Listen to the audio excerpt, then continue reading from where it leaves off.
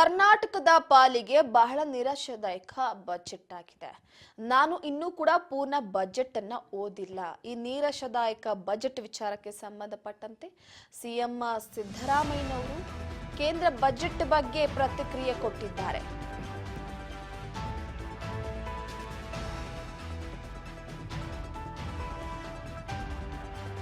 ನಿರಾಶಾದಾಯಕವಾದಂತಹ budget ಇದು ಕರ್ನಾಟಕದ ಪಾಲಿಗೆ.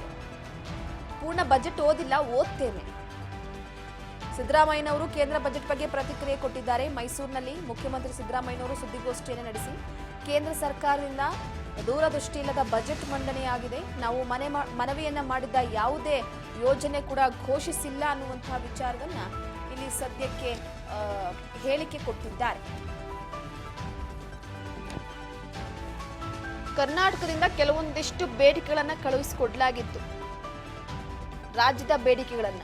ಈಗ ಸಂಸತ್ನಲ್ಲಿ ಕೇಂದ್ರ ಸರ್ಕಾರ ಬಜೆಟ್ ಮಂಡನೆಯಾಗಿದೆ. ಬಜೆಟ್ ಬಗ್ಗೆ ಸಿಎಂ ಸಿದ್ದರಾಮಯ್ಯನವರು ಸುದ್ದಿಗೋಷ್ಠಿಯನ್ನು ನಡೆಸಿ ಮೇಕ್ ಇಂಡಿಯಾಗೆ ಕೇವಲ 100 ಕೋಟಿ ಒದಗಿಸಿದ್ದಾರೆ. ಈ ಬಜೆಟ್ನಿಂದ ಬಾಯಿ ಮಾತಲ್ಲಿ ಹೊಟ್ಟೆ ತುಂಬಿಸಿದ್ದಾರೆ. ಕೃಷಿ ಕ್ಷೇತ್ರಕ್ಕೆ ಬಜೆಟ್ನಲ್ಲಿ ಅನುದಾನ ಇಳಿಕೆ ಮಾಡಿದ್ದಾರೆ. ಬಡವರಿಗೆ, ಕಾರ್ಮಿಕರಿಗೆ, ಯುವಕರಿಗೆ ಏನು ಕೂಡ ಇಲ್ಲ. ಮಹಿಳೆಯರ ಅಭಿವೃದ್ಧಿಗಾಗಿ ಏನು ಕೂಡ ಘೋಷಣೆ ಮಾಡಿಲ್ಲ. ಕೇವಲ ಕಾರ್ಪೊರೇಟ್ನವರ ಅನುಕೂಲದ ಬಜೆಟ್. ಕೇಂದ್ರ ಬಜೆಟ್ ಬಗ್ಗೆ ಸಿಎಂ ಸಿದ್ದರಾಮಯ್ಯನವರು ಹೇಳಿಕೆ ಕೊಟ್ಟಿರುವಂಥದ್ದು. ಗ್ರಾಮೀಣ ಪ್ರದೇಶದ ಮನೆಗಳ ಮೊತ್ತ ಹೆಚ್ಚಿಲ್ಲ.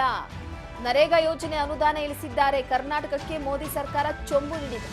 ರೈತರ ಬೆಳೆಗಳಿಗೆ ನೀಡುವ ಬೆಳೆ ವಿಮೆ ಕಡಿಮೆ ಮಾಡಿದ್ದಾರೆ. ಕೇಂದ್ರದ ಬಜೆಟ್ ಬಗ್ಗೆ ಸಿದ್ದರಾಮಯ್ಯನವರು ನೀರಸ ಬಜೆಟ್ ಇದೆ ಅಂತ ಹೇಳಿಕೆ ಕೊಟ್ಟಿದ್ದಾರೆ. ಎಸ್ ನೋಡಿ, ಬೆಂಗಳೂರಿನಲ್ಲಿ ಮೂಲಭೂತ ಸೌಕರ್ಯಕ್ಕೆ ಏನು ಕೊಟ್ಟಿಲ್ಲ. ಬೆಂಗಳೂರಿಗೆ ಬಜೆಟ್ನಲ್ಲಿ ಖಾಲಿ ಚೆಂಬು ಕೊಟ್ಟಿದ್ದಾರೆ. ಅಂಗನವಾಡಿ ಆಶಾ ಕಾರ್ಯಕರ್ತೆಯರಿಗೆ ಏನು ಕೊಟ್ಟಿಲ್ಲ. ಅವರ ಗೌರವಧನ ಹೆಚ್ಚಳಕ್ಕೆ ಮನವಿ ಮಾಡಿದ್ವು. ಆಶಾ ಕಾರ್ಯಕರ್ತೆಯರಿಗೆ ₹1 ಕೂಡ ಕೊಟ್ಟಿಲ್ಲ. ವಸತಿ ಯೋಜನೆಗೆ ಮೊತ್ತ ಹೆಚ್ಚಳ ಮಾಡಿಲ್ಲ. ಸುದ್ದಿಗೋಷ್ಠಿಯಲ್ಲಿ ಸಿಎಂ ಸಿದ್ದರಾಮಯ್ಯನವರು ಹೇಳಿಕೆ ಕೊಟ್ಟಿದ್ದಾರೆ. ಕರ್ನಾಟಕ ರಾಜ್ಯದ ಕೆಲವೊಂದಿಷ್ಟು ಬೇಡಿಕೆಯನ್ನ ಕೊಟ್ಟಿದ್ರು. ಕೇಂದ್ರದಿಂದ ನೆರವು ನೀಡಲಾಗುವ ವಿವಿಧ ಯೋಜನೆಗಳ ವೆಚ್ಚವನ್ನ ಮೊದಲು ರಾಜ್ಯ ಸರ್ಕಾರ ಭರಿಸಿ ನಂತರ ಕೇಂದ್ರದಿಂದ ಪಡೆದುಕೊಳ್ಳುವ ಪದ್ಧತಿ ಇದೆ. ಅದನ್ನ ಬದಲಾಯಿಸಿ ಮೊದಲು ಮುಂಗಡ ಪಾವತಿಸುವ ನಿಯಮ ಜಾರಿಯಾಗಬೇಕು ಅನ್ನುವ ಬೇಡಿಕೆ ಕೊಟ್ಟಿದ್ರು. ಅತಿವೃಷ್ಟಿ ಪರಿಹಾರವನ್ನ ಸರಿಯಾದ ಸಮಯಕ್ಕೆ ನೀಡಬೇಕು ಅನ್ನುವ ಬೇಡಿಕೆಯನ್ನ ಸಲ್ಲಿಸಿದ್ರು. ರಸ್ತೆ ಮತ್ತು ರೈಲ್ವೆ ಯೋಜನೆಗಳಿಗೆ ಭೂಸ್ವಾಧೀನದಲ್ಲಿ ₹50 ವೆಚ್ಚವನ್ನ ಕೇಂದ್ರ ಸರ್ಕಾರ ಭರಿಸಲೇಬೇಕು ಅಂತ ಕೇಳ್ಕೊಂಡಿದ್ರು. ಭದ್ರಾ ಮೇಲ್ದಂಡೆ ಯೋಜನೆಗೆ ₹5,000 ಕೋಟಿ ಕೊಡುವ ಭರವಸೆಯನ್ನ ಈ ಬಜೆಟ್ನಲ್ಲಾದ್ರೂ ಈಡೇರಿಸಬೇಕು ಅಂತ ಕೇಳಿದ್ರು. ಕಳಸಾ ಬಂಡೂರಿ ಯೋಜನೆಗೆ ಅನುಮತಿ ಕೊಡಿಸಬೇಕು. ಪಶ್ಚಿಮ ಘಟ್ಟದ ಸಂರಕ್ಷಣೆಗೆ ₹10,000 ಕೋಟಿ ಅನುದಾನವನ್ನ ನೀಡಬೇಕು. ಕೃಷ್ಣಾ ಮೇಲ್ದಂಡೆ ಯೋಜನೆಯನ್ನ ರಾಷ್ಟ್ರೀಯ ಯೋಜನೆ ಅಂತ ಪರಿಗಣಿಸಬೇಕು. ಆಶಾ ಅಂಗನವಾಡಿ ಕಾರ್ಯಕರ್ತೆಯರ ವೇತನ ಪಾಲನ್ನ ಹೆಚ್ಚಿಸಬೇಕು. ಸಾಮಾಜಿಕ ಪಿಂಚಣಿ ಮೊತ್ತ ಹೆಚ್ಚಿಸೋದಕ್ಕೂ ಕೂಡ ಮನವಿ ಮಾಡಿದ್ರು. ಆಯುಷ್ಮಾನ್ ಭಾರತ್ ಯೋಜನೆಯಲ್ಲಿ ಕೇಂದ್ರದ ಪಾಲನ್ನ ಹೆಚ್ಚಿಸಬೇಕು. ಬೆಂಬಲ ಬೆಲೆ ಯೋಜನೆಯ ಬಾಕಿ ಮೊತ್ತವನ್ನು ತಕ್ಷಣ ಬಿಡುಗಡೆ ಮಾಡಬೇಕು. 15ನೇ ಹಣಕಾಸು ಆಯೋಗದ ಶಿಫಾರಸಿನಂತೆ ಬಾಕಿ ಇರುವ ಹಣವನ್ನ ತಕ್ಷಣವೇ ಬಿಡುಗಡೆ ಮಾಡಬೇಕು. ಕೇಂದ್ರದಿಂದ ಸಂಗ್ರಹಿಸಲಾಗುವ ಸೆಸ್ ಮತ್ತು ಸರ್ಚಾರ್ಜ್ ಅನ್ನ ರಾಜ್ಯಕ್ಕೆ ಹಂಚಿಕೆ ಮಾಡಬೇಕು. ನಗರ ಮೂಲ ಸೌಕರ್ಯಕ್ಕೆ ಹೆಚ್ಚಿನ ಒತ್ತನ್ನು ನೀಡುವ ಸಲುವಾಗಿ ರಾಜ್ಯದ ಅನುದಾನದ ಮೊತ್ತವನ್ನ ಹೆಚ್ಚಿಸಬೇಕು. ವಸತಿ ಯೋಜನೆಗಳ ಮೊತ್ತವನ್ನ ₹1.5 ಲಕ್ಷ ಇಂದ ₹5 ಲಕ್ಷಕ್ಕೆ ಹೆಚ್ಚಿಸಬೇಕು. ರಾಜ್ಯದ ಎಲ್ಲಾ ಎಸ್ಕಾಂಗಳಿಗೆ ಆರ್ಥಿಕ ಬೆಂಬಲವನ್ನ ಒದಗಿಸಬೇಕು. ರಾಜ್ಯದ ಹಿಂದುಳಿದ ಪ್ರದೇಶಗಳ ಅಭಿವೃದ್ಧಿಗೆ ವಿಶೇಷ ಅನುದಾನವನ್ನ ಕೊಡಬೇಕು. ಅಟಲ್ ಪಿಂಚಣಿ ಯೋಜನೆಯಲ್ಲಿ ಇದುವರೆಗೂ ಗರಿಷ್ಠ 5,000 ಮಾತ್ರ ದೊರೀತಾ ಇದೆ. ಪ್ರಸಕ್ತ ಹಣದುಬ್ಬರವನ್ನ ಆಧರಿಸಿ ಅದನ್ನ ಹೆಚ್ಚಿಸಬೇಕು ಅನ್ನುವಂತಹ ಬೇಡಿಕೆಯನ್ನ ಇಟ್ಟಿದ್ರು. ಸೊ ಈ ಹಿನ್ನೆಲೆಯಲ್ಲಿ ಸದ್ಯದ ಮಟ್ಟಿಗೆ ಯಾವ ಬೇಡಿಕೆಯನ್ನು ಕೂಡ ಈಡೇರಿಸಿಲ್ಲ. ಇನ್ನು ಬೆಂಗಳೂರು ಉಪನಗರ ರೈಲ್ವೆ ಯೋಜನೆ ಜಾರಿಯಾಗಬೇಕು. ಅದೇ ರೀತಿ ಚಾಮರಾಜನಗರ ಬಿಡದಿ ರೈಲ್ವೆ ಮಾರ್ಗಕ್ಕೆ ಅನುಮೋದನೆ ನೀಡಬೇಕು ಅನ್ನುವ ಆಗ್ರಹವನ್ನ ಕೂಡ ಕೊಟ್ಟಿದ್ರು.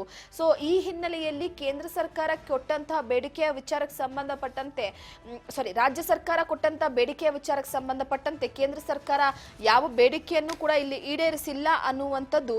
ಸೊ ಒಂದು ಕಡೆ ಸಿಎಂ ಸಿದ್ದರಾಮಯ್ಯನವರು ಹೇಳಿಕೆಯನ್ನ ಕೊಟ್ಟಿರುವಂಥದ್ದು.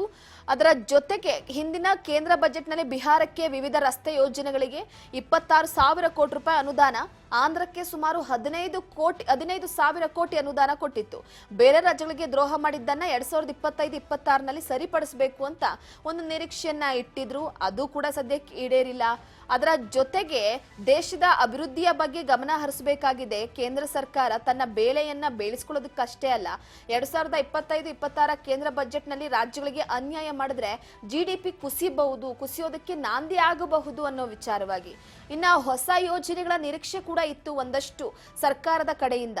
ಬೆಂಗಳೂರು ದಕ್ಷಿಣ, ಪಶ್ಚಿಮ ಮತ್ತು ಹೊರವಲಯಗಳಲ್ಲಿ ಮೆಟ್ರೋ ಸಂಪರ್ಕ ವಿಸ್ತರಣೆಗಾಗಿ ಮೆಟ್ರೋ 4ನೇ ಹಂತಕ್ಕೆ ಹೆಚ್ಚಿನ ಅನುದಾನವನ್ನ ನೀಡುವ ವಿಚಾರಕ್ಕೆ ಸಂಬಂಧಪಟ್ಟಂತೆ ಹಿಂದಿನ ಕೇಂದ್ರ ಬಜೆಟ್ನಲ್ಲಿ 12 ಕೈಗಾರಿಕಾ ಸ್ಮಾರ್ಟ್ ಸಿಟಿ ಯೋಜನೆಯಲ್ಲಿ ಕರ್ನಾಟಕಕ್ಕೆ 1 ಕೈಗಾರಿಕಾ ಸ್ಮಾರ್ಟ್ ಸಿಟಿ ನೀಡದೆ ಅನ್ಯಾಯ ಮಾಡಿದ್ದು ಈ ಬಜೆಟ್ನಲ್ಲಿ ನೀಡುವ ನಿರೀಕ್ಷೆ ಇತ್ತು. ಸೆಮಿ ಕಂಡಕ್ಟರ್ ಹೂಡಿಕೆಗೆ ಬೇಕಾಗುವ ಎಲ್ಲ ಸೌಲಭ್ಯಗಳಿದ್ರೂ ಕೂಡ ಕಳೆದ ಬಜೆಟ್ನಲ್ಲಿ ಬೇರೆ ರಾಜ್ಯಗಳಿಗೆ ನೀಡಲಾಗಿದೆ. ಬಜೆಟ್ ರಾಜ್ಯಕ್ಕೆ ಈ ಬಾರಿ ಕೊಡ್ತಾರೆ ಎನ್ನುವ ನಿರೀಕ್ಷೆ ಇತ್ತು. ರಾಜ್ಯದ ಪ್ರಮುಖ ನಗರಗಳಲ್ಲಿ ಹೊಸ ಬಸ್ ಟರ್ಮಿನಲ್ಗಳ ಅಭಿವೃದ್ಧಿ ಯೋಜನೆಯ ವಿಚಾರವಾಗಿ ಒಂದು ನಿರೀಕ್ಷೆ ಇತ್ತು.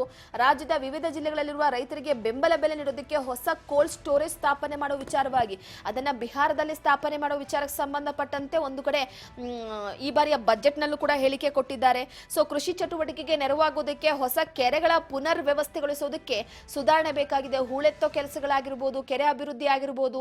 ಈ ಹಿಂದೆ ಕೂಡ ಬೆಂಗಳೂರನ್ನ ಕೆರೆಗಳ ನಗರ ಅಂತ ಕರೆಯಲಾಗ್ತಾ ಇತ್ತು. ಕೆಂಪೇಗೌಡರ ಅಧಿಕಾರದ ಸಂದರ್ಭದಲ್ಲಿ, ಅವರು ರಾಜರಾಗಿದ್ದಂತಹ ಸಂದರ್ಭದಲ್ಲಿ ಇಡೀ ಬೆಂಗಳೂರಿನ ಸುತ್ತಮುತ್ತ ಎಲ್ಲೂ ನೋಡಿದ್ರು ಕೂಡ ಕೆರೆಗಳು ಕಾಣಿಸ್ತಾ ಇತ್ತು. ಆದ್ರೆ ಈಗ ಕೆರೆಗಳಿಲ್ಲ, ಹೂಳೆತ್ತೋ ಕೆಲಸ ಆಗಬೇಕಾಗಿದೆ. ಬೆಂಗಳೂರಿನ ಮೈಸೂರಿಗೆ ಹೈಸ್ಪೀಡ್ ರೈಲು ಯೋಜನೆಯ ಹೂಡಿಕೆ ವಿಚಾರಕ್ಕೆ ಸಂಬಂಧಪಟ್ಟಂತೆ ಇವೆಲ್ಲಾ ನಿರೀಕ್ಷೆಗಳಿತ್ತು. ಆದ್ರೆ ಈಗ ಅದ್ಯಾವುದು ಕೂಡ ಆಗಿಲ್ಲ, ಹುಸಿಯಾಗಿದೆ.